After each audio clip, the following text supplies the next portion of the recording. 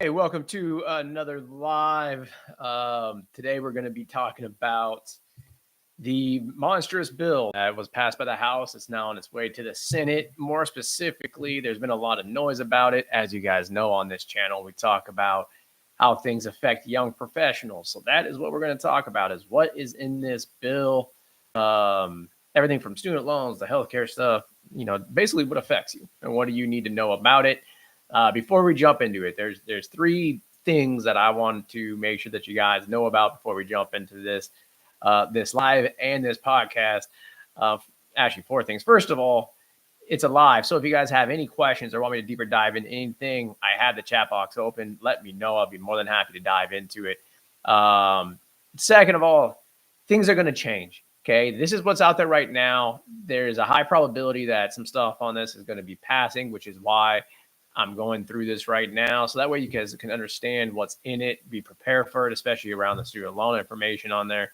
That's the second thing I want to talk about. Third one is actually from a message I got the other day. It said, why do they have such a big, massive bill? Why don't they just do one thing one at a time?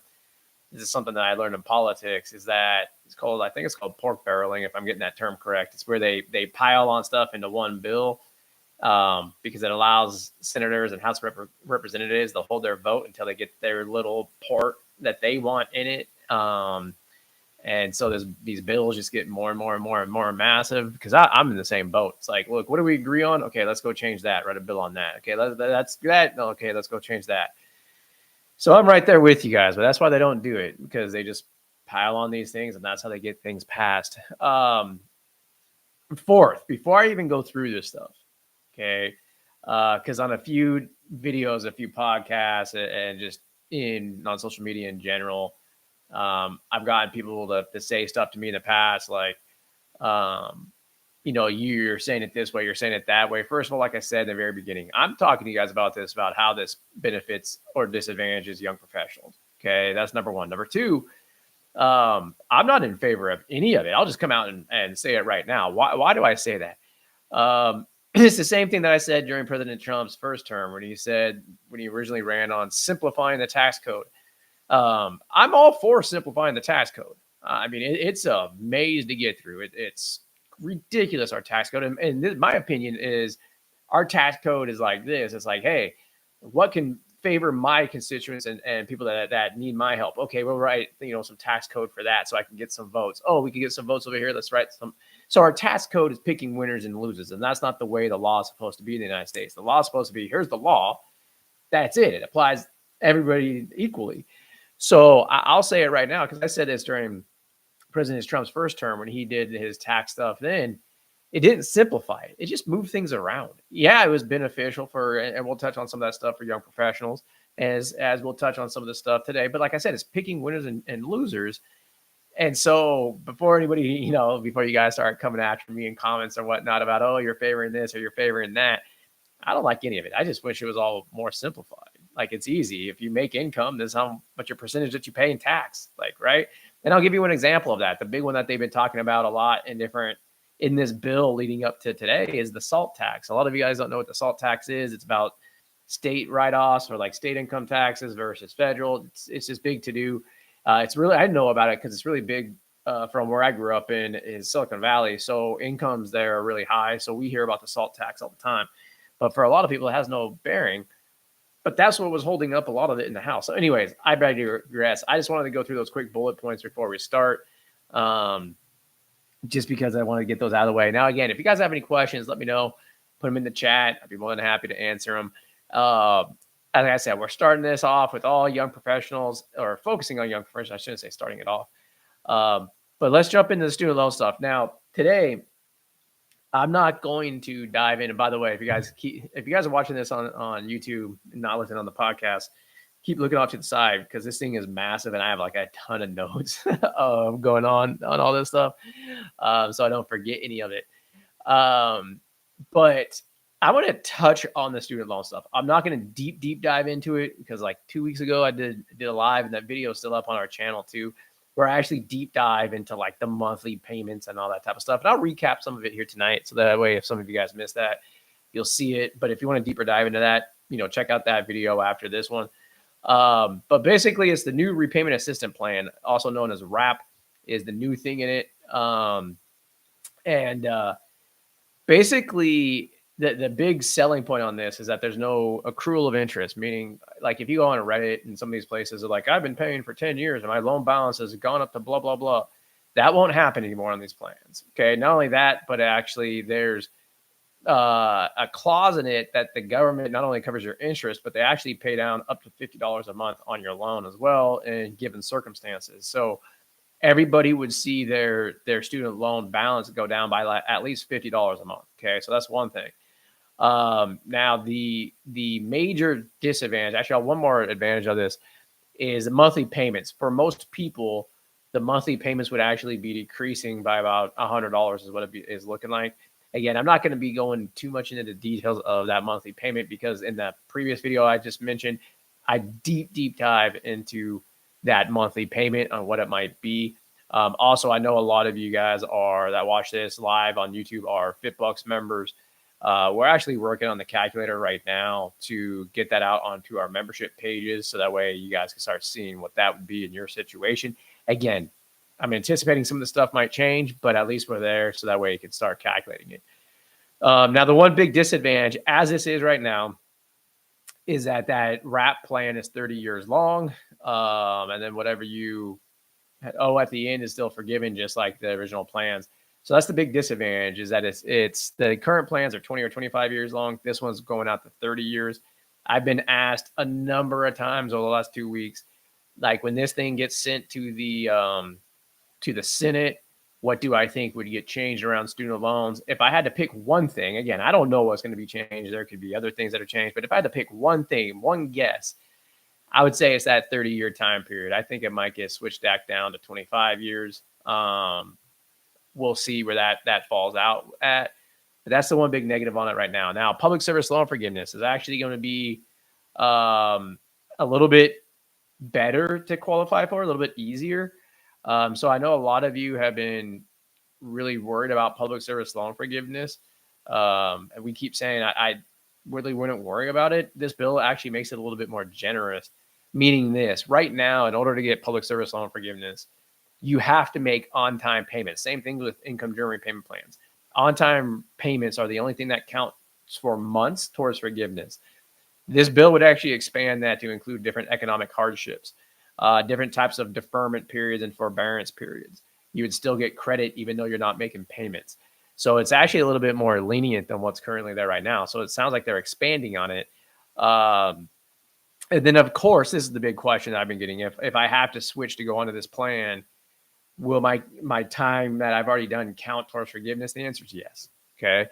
Now, the one disadvantage that they have in the bill is actually towards like medical professionals for MDs, like physicians trying to go through getting their residency. Same thing with like some dental residencies. You would no longer get credit during your residencies towards forgiveness. Okay. So that's, again, doesn't impact the super majority, but for that specific profession, again, like I said in the very beginning, right? Like we're picking winners and losers, like with our tax laws, but that's how that would work. So that is after, like when you guys are in repayment. Again, I'm not going to deep dive into those payments and stuff because that's what I did on the last live. So again, if you guys want to check out that video, head to the channel. It's still up there for you guys if you want to take a look at it.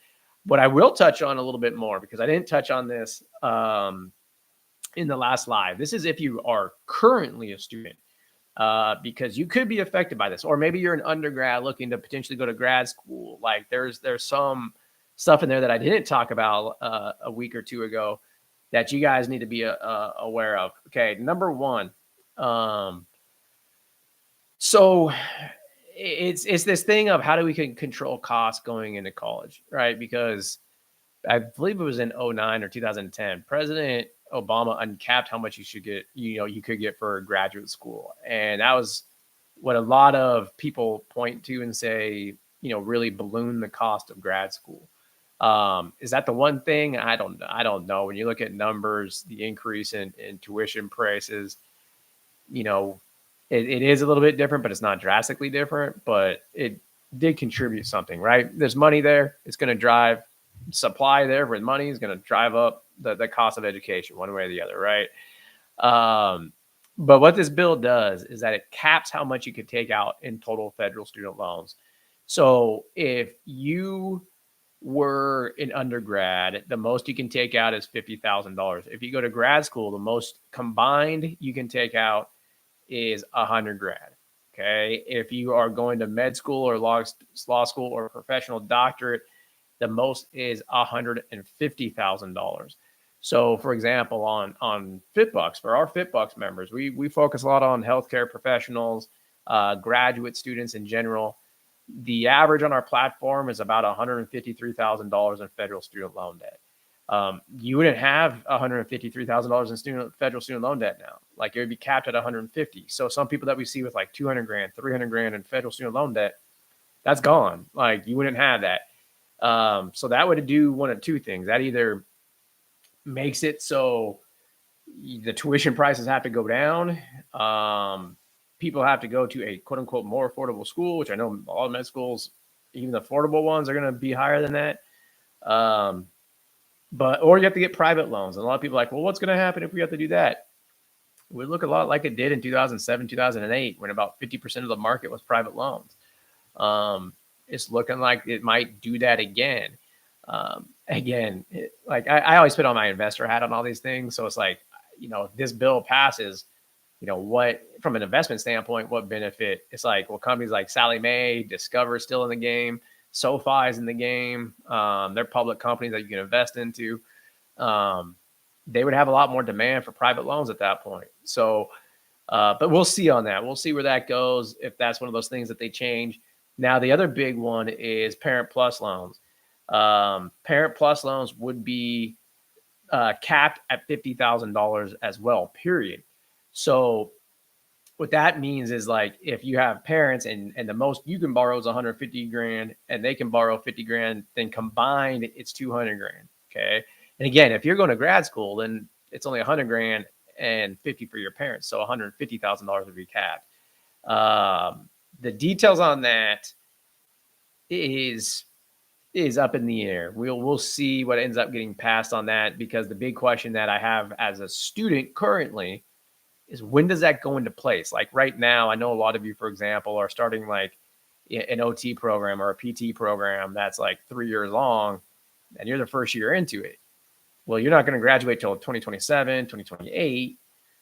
Like, are you going to be capped on how much you borrow? We don't know yet. We don't know when that's going to take place, if it's only for new people entering or if it's for just people in general after June of next year. We'll get the details in the coming months. Basically, in plain terms, they're trying to cap like the cost, no more blank check lending, which, by the way, guys, we filmed a fun little podcast, myself and one of our financial experts here at FitBucks, saying like, what would we do if we were trying to quote unquote fix the student loan system? That's one of the things that we talk about, is no more blank checks just to go to school. So I think we're going to be putting that out probably next week or the week after that. So check that out when that comes out. So that is that part. Now, the other part that I think was very interesting on schools, and I'm going to touch on why this might be a good thing in a minute, by the way, guys, is that the workforce Pell grants. Okay. So as part of this bill, right now, in order to get a Pell grant, you have to go to a 4-year degree school. This would expand that to short-term skills courses. So things like credentialing, that take credentials, things like coding school, that type of stuff, like that would then be eligible for grant money. So it gives people an alternative. Instead of having to go to a 4-year college degree school, there would be competition and ability to go to other types of education and still get federal Pell grants. Okay. Now, before I go into other areas, I want to bring this up because this is the way I personally look at this, as potentially an okay thing. Okay. First of all, I will say this again, and I've said it a million times on this channel and our podcast, is that, in my opinion, the federal government is one of the biggest predatory lenders ever. Okay. And which is ironic, because you have a lot of politicians out there, well, you need to go to predatory lenders, just like you are a predatory lender. What do I mean by that? Okay.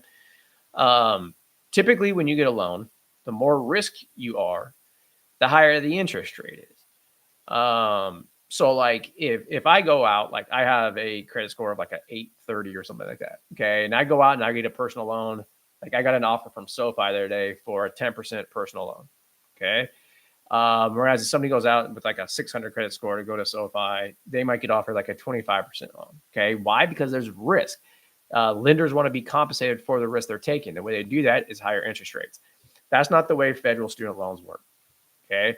Undergrads are far more risky than graduate students. Okay. And graduate student interest rates, student loan interest rates are way higher than undergrad rates. Why? Because there's less defaults. The government's not shy about this. They want graduates to subsidize undergraduates. It's like, that's predatory. That's bullshit. And so this would actually help stop that from that perspective. I know there's disadvantages of this as well, but it prevents that from happening in the federal level to a degree. Okay. But here's the bigger thing that I see and why I'm saying this might be a benefit is that it takes the federal government potentially out of higher education, or it reduces their influence on higher education. And I'm going to show you guys this both from the political left and the political right. Okay. I'll start with the political right, because a lot of people on the political right will say our schools are flooded with left-wing ideology, and it's the government that is basically shoving it into the throats of the universities, saying if you don't do this, you won't get funding. Okay. And so it's just being peppered from above in the education system. Some of the left, for lack of better terms, like the woke, whatever you want to call it, type of stuff going through their universities. Okay. Now I'm going to go to the opposite side of the spectrum of what you're seeing today. A lot of people are sitting there on the left saying that is bullshit of what President Trump is doing with Harvard right now, where he's saying, look, if you guys don't do this, you're not getting your research funding. It's the same thing. Like he's saying, I'm not going to give this to you unless you do what I say. So it's basically, and I've said this before, and I never go into details, but it's basically our government controlling higher education, like that, and using it as a propaganda machine, in my opinion. Like that's horseshit. You're supposed to be going there for education, not propaganda, right? And so to me, when I see these things like, less federal grant money going into like 4-year degrees and graduate degrees, or, cap on federal loans going to student loans for different universities, I look at that as saying, is that necessarily a bad thing? Because getting the federal government out of education, one way or the other, might be a good thing, right? That's my opinion. A lot of you guys might say, no, we need more government in education. Like, okay, congratulations. Have government in your education. To me, I think it's just a great way to get basically politicians to go put their propaganda through universities and corrupt people that are at a very young age, because that's when you can mold their brains the most and they won't change their opinion the rest of their lives. If you guys don't have a clue what I'm talking about on that, go read some of the old Soviet literature from communist Russia, like, and just some of that other stuff, and you'll see what I'm talking about. Like, it's very obvious what they've been doing. And so to me, this helps get that out. And like I said at the very beginning, when I talk about taxes, I think it's bullshit that they use the tax law to basically, favor this group or that group. Or it's the same thing with student loans. We're doing this so we can pump propaganda in here and favor this school versus that school, right? It's the same thing that I've said in the past about, a few weeks ago, when President Obama and President Biden were president, they put some of these laws into place going after some of these private universities, like the DeVry universities and stuff, saying like they were fraud. They lied to their students about, graduation rates and how much they were going to get paid. It's like, so why don't you just go after regular universities too? Why? Because they were trying to play favorites. That's why. Like, anyways, I can go off on a whole nother political tangent on that because I think it's all bullshit. But that's, where we're at. That's why I kind of look at this as a good thing in terms of the loans. Now I'm going to keep on going because I know if I keep going on that, I'm going to go on like an hour-long rant because it really actually pisses me off when I start going through some of that stuff. But again, if you guys want me to deeper dive into that, if you guys have questions or comments on that, feel free to put them in the chat box. I'm more than happy to deeper dive into that type of stuff. Now, the big one for young professionals, The 2017 tax cuts made permanent. I know there was a lot of BS out there when President Trump rolled out his tax cuts. Oh, it's tax cuts for the wealthy. That was absolutely bullshit. Almost every single middle class person that I know saved a ton of money because of those tax cuts, and like basically a larger standard deduction and all that type of stuff. Those are going to become permanent now. They were set to expire after 2025. They're extended and became permanent. That, in my opinion, is a good thing because it puts more money in your pockets. Okay. Now, some argue it's a bad thing, and I understand because and let me give you their argument real fast. They argue that more money in people's pockets are what's driving up home prices. Okay. It's driving inflation. It's driving the debt, all that type of stuff, right? So they're saying this is bad because it's making things less affordable. And to me, it's like, it's not bad. It just helps people that save. And as you guys could probably get from today, I don't like my money going to the government. I like my money going to my pocket, and I like building individual wealth so people don't have to rely on the government. Like that's the whole point. So, to me, having these standard, like these deductions and the tax stuff being extended, I think it's going to be absolutely fantastic. That's, to me, the biggest part of this bill is expanding that. I think it will do wonders, especially because of the inflation that we saw the last 4 or 5 years. I think it'll be great to have those extended, because if they were not extended, 2026, 2027, people are going to see their tax bill jump dramatically, and that would be bad. Now, the other thing that they're extending, which I think is really good for those of us with families, is the child tax credit. Not only are they extending it, they're actually increasing it. Right now, it's at $2,000 per child. It's going to go up to $2,500 per child for 2025 through 2027. So in my opinion, again, that is a fantastic way of putting more money in your pocket, being able to spend more money on children. To me, that's awesome. Now, here's another one. This is a big one for a lot of you in healthcare. Overtime pay. I know a lot of you work 50, 60, 70 hours and doing overtime and whatnot in the medical profession. All that overtime as part of this bill becomes tax-free. So you only pay taxes on the first 40 hours of what you work. So like if you work 50 hours, that extra 10 hours is no longer taxed. Like, to me, that is a massive amount of money into your pocket. And again, like I said, we at FitBucks, we have a lot of people that are like nurses that work 50, 60 hours. We have a lot of people that are even physical therapists that work, their outpatient job, and then on the weekends they do extra hours for the same hospital and inpatient, and they're working 50 or 60 hours. All that overtime,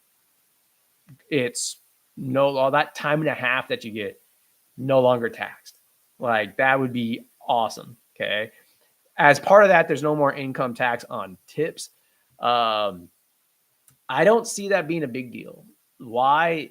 Is because the majority of people that are like bartending and driving Ubers and stuff, they're already in the lower tax bracket. And so they pay little to no taxes as it is. Now, it will help them a little bit because, like, in that situation, I get it. Like, saving $100 in taxes is going to save you, is a decent amount of money because you're in a lower income tax bracket. So that's good. Don't get me wrong. Where I'm interested to see this is that some of you have already came to me and be like, can I do this under this bill? We'll see. Some of you said, I will no longer take wages. I will only work for tips. Like, so like as a PT, like, if you do cash pay, my hourly is not $200 an hour. My recommended tip is $200 for this hour. Like, so I take tips. Am I not going to be taxed on that? I don't know. I'm sure the government's more intelligent than that. Maybe I shouldn't give them that much credit, right? But we'll see where that goes. Now, there's a couple other good ones in here too. Some of them have to do with employment stuff. Some of them don't. But here's one that I always said. So I said in the beginning, I would rather have one like flat tax. And if anything besides a flat tax, like you can write off things like interest, like mortgage interest, car interest, personal loan interest, similar to a business. Like when I'm a business, I can write off interest on my loans. Why can't I do that as an individual? This bill would allow you to do that for cars. Okay. So again, this is massive for young professionals because most of us are the ones paying interest on car loans. That interest would then be deductible on your taxes as part of this bill. So another massive amount of savings. Okay. Also, we're in the age group of having children. So one of the things that this bill does is it sweetens the employer credit that they get if they offer childcare assistance. So things like paid family leave, medical leave, daycare centers. It would expand the tax credits and tax refunds for businesses if they offered those things. So like if I'm FitBucks and I offer my employees paid leave, medical leave, on-site daycare, the benefit from a tax perspective I get as an employer would increase, giving me more incentive to offer those things. Again, I say it's a good thing because I like paid leave, right? Like if I want to go be with my daughter, I want to take a day off and go to her, Taekwondo like thing, like event. I can do that, and I don't have to worry about getting paid because my employer offers that. Some people will say, well, they're trying to get employees to stay, at the facilities and work longer. That's why they're offering daycare. I don't know. Maybe I'm more of a person that likes to think positive and, don't think everybody's out to get me all the time. But, maybe that's true. Maybe it's not. I just like to think that employers maybe like to be able to do stuff that is good for their employees. I don't know. I'm not saying you're wrong. I'm not saying I'm right. I don't know. To me, it's a positive thing if employers are doing that. Okay. Employer student loan benefits. Now, this is a big one. Okay. There was a COVID thing passed underneath President Trump that allowed employers to pay up to $5,250 a year towards people's student loans, their employees' student loans. That was a temporary bill. So because it was temporary, we saw a lot of employers hesitant to enact it because it was like, well, what happens if it goes away? This bill makes it permanent. So if this bill as is goes through, we can see way more employers potentially offering student loan repayment benefits. Okay, that is a very real possibility. Not only that, but that $5,250 a year that an employer can pay, that's also tax-free, by the way. That would then also be capped to inflation, and meaning it would go up over time. So in like 4 or 5 years, it might be $6,000 that can go, or $6,500 that can go. Again, that's tax-free money. So for a lot of you, again, that are in healthcare, for example, it wouldn't be $5,250 going towards your loans. It would be almost $6,000 because it's tax savings. Meaning this: if your employer paid you the salary of $5,250, you would have to pay about $1,000 in taxes on that. Instead, you don't have to pay that tax. So that's more money going towards your loans instead, which helps you pay it off faster. Now, the next one, the savings one, I'm not really big on this because it kind of sounds like a Roth IRA. And I'm just like, do we need this, or can we just up the Roth IRA limits? It's a new type of savings account. It's called, some of you will smile when you hear this. Others of you, I know, are going to cringe. It's called the MAGA Personal Savings Account. It's basically a tax advantage savings account that grows tax-free, and then certain withdrawals are not taxed. What are they saying that will not be taxed? We don't really know yet, but things like home buying, which again, you can do this $10,000 out of a Roth IRA already if you're buying a house. But it's supposed to be for other things. So like education and that type of stuff, you will be able to pull some stuff out. I don't know exactly what would be qualified for it yet, but if this bill passes and that's still in there, we'll take a deeper dive into that, because for a lot of you, you'll be able to take advantage of those potentially as just a way to save more money that is going to be tax-free when you take it out. The other cool thing that I saw in here too is that it actually expands and encourages more use of health savings accounts, HSA accounts. A lot of you don't know what that is. It was a bill that and special retirement accounts for healthcare that President Bush put out. The media, let's just call out the media because they're really not out there really to help you. They're out there to push an agenda. They were in full election mode after that bill was passed. So they never brought it up. They never talked about it because they didn't want it to be seen like a good thing that Republicans did something with the health savings accounts. Okay, because it was full political season when that thing got passed. So they never really pushed it. No, people really never knew what they were because as soon as I shouldn't say as soon, but a couple of years later, President Obama became president, and the whole attitude shifted to the Affordable Care Act. That's all you ever heard about. You never heard in the media about HSA accounts. Okay. Now that they're there and they're there to stay, people that are in finance, like if you come to FitBucks, we know what they are and we'll talk about them. Like financial planners talk about them all the time now because there's more insight in them. But basically, if you have a high deductible plan, you're able to put money into an HSA and you can use it to pay for the things like deductibles and whatnot. And it's tax-free money. So it goes in pre-tax, so you never pay tax on your income, and then you can take it out tax-free for those items. This bill would expand what you can use HSA money for, and this is the part that I think is freaking awesome. I saw a person post on social media the other day. They're like, insurance never covers things like preventative medicine and that type of stuff. Okay. This change in this bill, this feature in the bill would allow you to use your HSA money for things like gym memberships, exercise programs, other things. I don't know if it would do this, but things like massages, personal, like self-help, that type of stuff. That is awesome. Like you would get this tax, you get your salary. You don't have to pay taxes on it.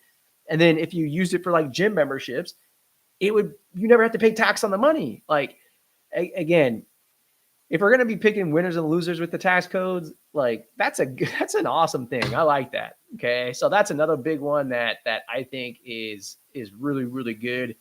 One that I don't know how this would play out, but there's one in here that might be kind of difficult. And that is if you're like on Medicaid. So some of you I know have had to go on Medicaid, you lose your jobs.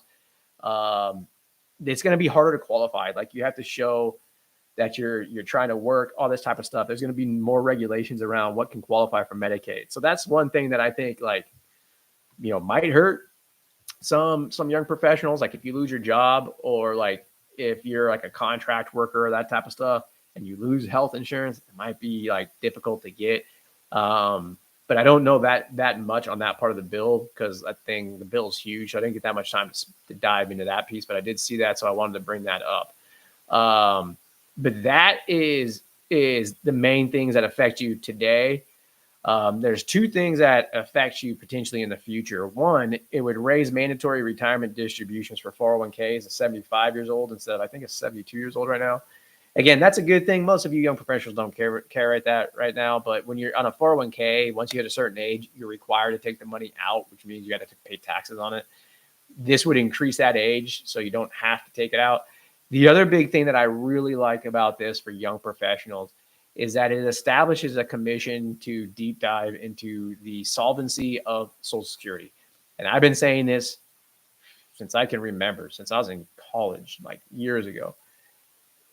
Like everybody always asks me, like with our financial planning technology, how come we don't include Social Security in the projections? Because our financial planning technology and our service is geared towards young professionals.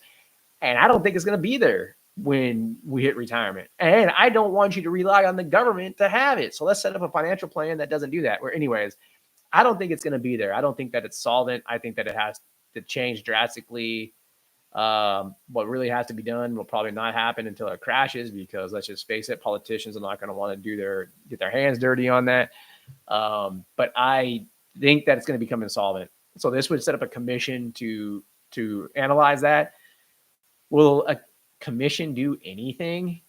Probably not. Let's face it. Like they have commissions all the time with the government. They spend a bunch of money. Like the way I always look at commissions is it's a politician's way to say, hey, I like these people. I'm going to put them, in charge of researching this. So that way we can take millions of dollars and funnel it to them, and my buddies can make a lot of money. That's the way I look at it. It's all that backdoor money bullshit cloaked in a disguise of something cool, because let's face it, these guys, they do these commissions, they come out with these reports, and then nothing really happens. Like they're saying, hey, like we need to look into seeing if Social Security is insolvent or not. I'll tell you right now, it's insolvent. Like, what do we have to study? Like, it's pretty obvious. Like, just based on the demographic trends of the United States, that's going to be insolvent, and that's a massive pyramid scheme. Like just look into it. Anyways, a lot of stuff that you guys got to see today about my opinions on some of the stuff that the government's doing. We did get a couple questions on the student loan stuff about like student loan employment stuff. One of the comments in the chat was, I just wanted to verify that it is tax-free because my new employer is offering it. Yes, if it's set up correctly, that money that you get from your employer to pay directly to your student loans is tax-free. Then the next question that the same person posts is does it benefit me? It does sometimes. If you're doing a payoff strategy, it definitely benefits. Or if you have like private student loans, it definitely benefits. If you're going on loan forgiveness, it doesn't really benefit you because of the way it's structured. Oftentimes, like it would be cool if you're like on public service loan forgiveness and your employer paid like $250 a month, and your required payment was, let's say, $250 a month. So that means you didn't have to make a payment on your student loans. That's not the way it works. You still have to pay your $250 a month, and then your employer puts $250 on that. So essentially, it's like a prepayment on your student loans when you're going for forgiveness. And you're like, well, I'm going for forgiveness. Why do I care about paying it down? You don't. You're right. So the way we look at the employer benefit is oftentimes if you're paying off your loan, it's fantastic. If you're not, you're going for loan forgiveness, not a big deal. I did get another question on this about my opinion. If the student loan stuff is passed as is, what do you see in terms of a shift coming up when it comes to student loan repayment? So ever since COVID, and maybe a little bit before COVID, we started seeing more of a shift of people going towards loan forgiveness plans, especially when SAVE came out. So, and again, we primarily work with grad school students, okay, that have gone through some type of grad school, let it be PT, OT, PA, medical doctors, MDs, dentists, that type of stuff. And we do work with undergrads too, but most of the time it's the grad school stuff that we see. Going into COVID, I would say about 65 or 70% of the people that we worked with would decide to pay off their loans. And I would say between 30 and 35%, somewhere in there, would go on loan forgiveness. When SAVE came out, those numbers flip-flopped drastically. It was like 70-30, which to me made no sense whatsoever. A lot of people went on the SAVE that were grad school students because they're like, oh, my monthly payment's down. And members of FitBucks didn't do this, but I saw just a general trend, like with the numbers that come out from the federal government, meaning this. A lot of people didn't do the math. Like for a grad school student, pay as you earn or IBR for new borrowers were 20 years long, and they were better than SAVE because you'd pay far less over time than you did on SAVE. So we saw a massive shift on that. A lot of more people were going on forgiveness, but that's not the only reason. Okay. It wasn't just because of the repayment plan. The other reason why we saw a massive shift was because tuition prices really started going through the roof, not just for grad school, but for undergrad. So the combination of those two things, we saw a shift in how much in federal student loans. It started becoming more and more and more in federal student loans when people graduated. And then on top of that, inflation hit. So a lot of people that were going to say, hey, I'm going to try to pay this off, that discretionary income was no longer there because of inflation. So a lot of them were being forced to go on to loan forgiveness plans, even those people that didn't want to. A lot of them were forced to. Okay. Well, with these, I can see it being, with this shift with student loans, if it stays at 30 years, a lot of people are going to look at that and be like, holy cow, this thing is going to cost me like 80 to 100 grand more than if I just try to pay this thing off as soon as I can. And so I can see it shifting a little bit more back to people paying it off. Plus, if the cap goes into place, I can see a lot more private student loans coming into the game. So a lot more people are going to be refinancing. Not only that, but even with federal loans, I see a lot more people going to be refinancing federal loans. Which is why, by the way, guys, if you guys have seen some of our postings on social media, like probably every 2 or 3 weeks, like I've been starting to put out more and more information about student loan refinance rates, about our free student loan refinance service that we have where we help you go through it. That's why, is because I can see a lot of people now saying, hey, look, I do need to refinance these things. Like some of my federal loans are at 8 or 9%, and I'm not going to go on forgiveness. It's like, yeah, we got to refinance those, right? So that's kind of where I see the shift going, over the next like 4 to 8 years because of this stuff. It's just more people paying them off and more people having to refinance. So, good questions, good questions. And I know we got a few more questions. Unfortunately, I can't stay on tonight. My little one, I promised her I'd go play with her dinosaurs. We call them episodes. So we got to go do an episode before she goes to sleep. So I got to run out and do that. But as always, if you guys got questions, let us know. Reach out to us. If you guys need help on this stuff, go become a FitBucks member. It's $18 a month. Shameless plug. We'll help you guys with all of this financial planning for young professionals. That's what our technology and our service is all about. So as always, it's been fun, guys, and we will talk to you soon.